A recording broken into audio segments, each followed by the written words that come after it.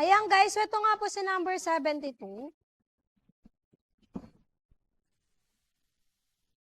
Pwede niya po malinis or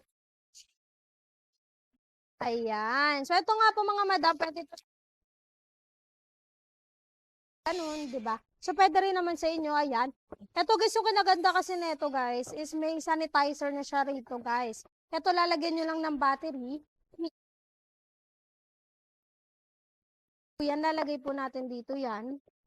Tapos, habang nakaganyan yan, nililinis niya pa din, diba? So, ayun, isa na lang po ito, guys. So, go nyo na to. Get nyo na. Isa na lang po yung stock dyan. Isa na lang yan.